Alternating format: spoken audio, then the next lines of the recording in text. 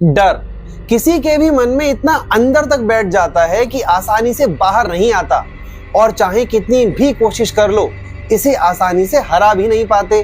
लेकिन आज जो हम कहानी पढ़ने वाले हैं वो विलियम डगलस की लाइफ का एक इंसिडेंट है, और ये उन्हीं की autobiography of man and mountain से लिया गया है। इसमें उन्होंने अपने पानी के डर और उस पर जीत को दिखाया है, और ये स्टोरी है D water from class 12th। तो hello students, welcome to our channel. I am your educator Amit Sharma, और बिना देरी के जल्दी से आज का चैप्टर स्टार्ट करते हैं। डगलस बताते हैं कि जब वो 10 या 11 साल के थे तो उन्होंने स्विमिंग सीखने का डिसाइड किया, और इसके लिए उन्होंने YMCA पूल को चुना, क्योंकि वहां पास में बहने वाली याकिमा रिवर बहुत ज्यादा खतरनाक थी और उसमें कई सारे लोग डूबकर मर गए थे, जिसके बारे में उनकी जो मदर थी वो लगातार उन्हें वार्न किया करती थी। लेकिन इस मामले में जो YMCA पूल था वो बिल्कुल सेफ था। इसका एक सिरा जो था वो 2 to 3 फीट डीप था, और इसका जो दूसरा एंड था वो 9 फीट डीप था। उन्होंने नए वाटर विंग्स भी लिए थे। वो कहते हैं कि स्टार्टिंग में मुझे अपनी स्किनी लेग्स दिखाना पसंद नहीं था, लेकिन अपने प्राइड को एक तरफ रखकर वो स्विमिंग सीखना जो है वो स्टार्ट करते हैं। वो बताते हैं कि मुझे पानी से स्टार्टिंग से ही डर लगता था, और इस सब की शुरुआत जब हुई जब वो 3 या 4 साल के थे। उनके फादर उन्हें कैलिफोर्निया बीच लेकर जाते हैं। जब उनके फादर सर्फ कर रहे थे तो वो उनकी पीठ पर थे। अचानक से एक बड़ी वेव आती है और डगलस पानी में गिर जाते हैं। ये देखकर उनके फादर जोर से हंसने लगते हैं, लेकिन छोटे डगलस के मन में उस वेव की ओवरपावरिंग फोर्स को लेकर एक डर बैठ जाता है। YMCA पूल में जब उन्होंने शुरुआत की तो उन्हें सब चीजें याद आईं, लेकिन धीरे धीरे वो थोड़ा इजी होने लगे थे। लेकिन तभी उनके साथ एक दुर्घटना घटी। वो बताते हैं कि एक दिन वो पूल पर जल्दी पहुंच गए और वहां पर कोई भी नहीं था। वो बिल्कुल अकेले थे, तो पूल में जाने से डर रहे थे। तो वो औरों का वेट करने के लिए किनारे पर आकर बैठ जाते हैं। थोड़ी ही देर हुई थी कि वहां पर एक 18 साल का लड़का जो है, जो थोड़ा हट्टा कट्टा था, जो बॉडी शॉडी थी उसकी, और वो उनसे कहता है, हे स्किनी, यू वांना डाइव? और ऐसा कहकर वो उन्हें उठाकर सिटिंग पोजीशन में पानी में फेंक देता है। डगलस कहते हैं कि जब वो पानी में उतरे तो वो सिटिंग पोजीशन में थे और उन्होंने बहुत सारा पानी निगल लिया, और बहुत ज्यादा डर की वजह से उनका दिमाग जो है वो बिल्कुल सुन्न हो जाता है। लेकिन फिर भी इतना अटेंटिव वो थे कि उन्होंने एक प्लान बनाया कि जैसे ही वो बॉटम टच करेंगे जोर से जंप लगाएंगे और ऊपर तक आकर आराम से पैडल करते हुए ऐसे तक आ जाएंगे। लेकिन वो 9 फीट जो थे ना, वो 90 फीट की तरह लग रहे थे। डगलस पानी में एंडलेस नीचे जाते जा रहे थे, और फाइनली जब वो बॉटम को टच करते हैं तो वो जोर से जंप लगाते हैं।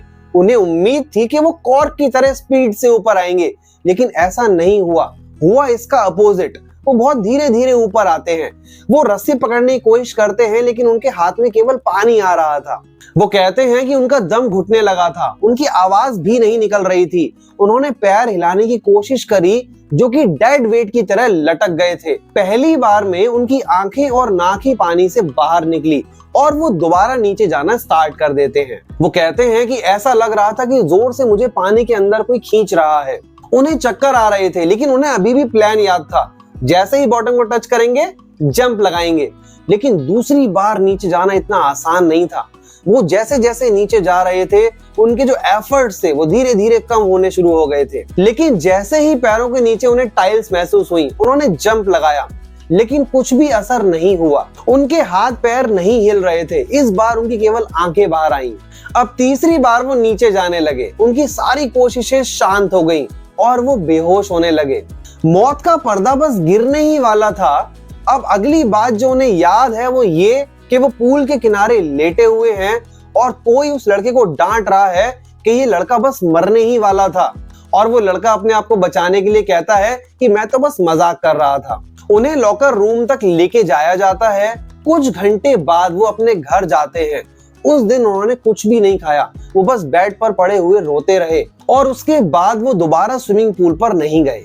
कुछ सालों बाद जब उन्हें कैस्केड वाटर्स के बारे में पता लगा तो वो उनमें जाना चाहते थे, बोटिंग करना चाहते थे, कैनोइंग करना चाहते थे, फिशेस पकड़ना चाहते थे, अलग अलग पॉन्ड्स और लेक्स में जाकर। लेकिन उनकी जो सारी खुशियां थी ना, वो उनके डर ने छीन ली। जब भी वो पानी के अंदर जाते, उनका जो डर था वहां पर उनपे हावी हो जाया करता था। उन्होंने बहुत कोशिश करी अपने इस डर को हराने की, लेकिन उनकी सारी कोशिशें बेकार हो गई। फाइनली 1 अक्टूबर को वो कहते हैं कि मैंने एक इंस्ट्रक्टर हायर किया स्विमिंग सीखने के लिए, और हफ्ते में 5 डेज प्रैक्टिस की। इंस्ट्रक्टर ने मेरी वेस्ट के चारों तरफ एक बेल्ट बांध ली और उस पे बांधी एक रस्सी, जिसका एक सिरा ओवरहेड केबल में लगी हुई पुली से होता हुआ इंस्ट्रक्टर के हाथ में होता था। जब भी वो कभी पकड़ ढीली करता, मेरा डर जो है हावी हो जाया करता। करीब 3 महीने लग गए इस चीज को ठीक करने में। इंस्ट्रक्टर ने मुझे बहुत सारी चीजें सिखाई, पानी के अंदर सांस रोकना, पानी के बाहर आकर नाक से तुरंत सांस लेना, और बहुत सारे स्विमिंग स्ट्रोक्स, और धीरे धीरे करके उसने मुझे एक स्विमर बना दिया।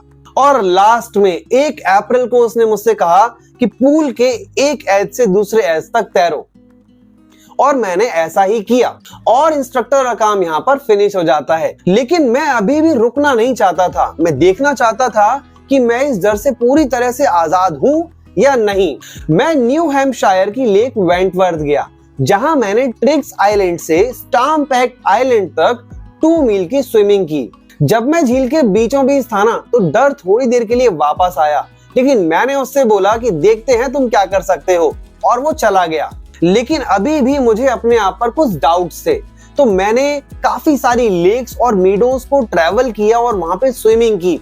और फाइनली जब मुझे अपने आप पे यकीन हो गया, तो मैं जोर से चिल्लाया और गिलबर्ट पीक से मैंने उसकी आवाज वापस सुनी। मैंने अपने पानी के डर पर काबू पा लिया था। विलियम डगलस कहते हैं कि इसे केवल वही समझ सकते हैं जिन्होंने डर के वास्तविक रूप को जाना है। डेथ में तो पीस है, असली टेरर तो डेथ के डर से होता है। जैसा कि रूजवेल्ट कहते थे, केवल डर से डरना है। मैं मरने के एहसास और इससे होने वाले डर, इन दोनों को ही देख चुका था, लेकिन इन सब के बावजूद जो मेरी जीने की इच्छा थी ना, वो और ज्यादा बढ़ गई, और आज मैं पूरी तरह से आजाद था कहीं भी जाने के लिए। तो देखा बच्चों, ये चैप्टर कितना कुछ सिखा के जाता है कि कभी भी किसी भी कंडीशन में हार नहीं माननी चाहिए। अगर आपने अपने आप को छोड़ दिया ना ऐसे ही, तो चीजें आपके ऊपर हावी हो जाती हैं। आपको उनसे लड़ना है, अपने आप को ऐसे ही नहीं छोड़ना है। और इसी प्यारे से लेसन के साथ आपका जो चैप्टर है यहाँ पर फिनिश हो जाता है। आगे के चैप्टर्स के लिए हमारे साथ बने रहिए। ये चैप्टर आपको कैसा लगा कमेंट में जरूर बताइए, और सब्सक्राइब करना ना भूलिए।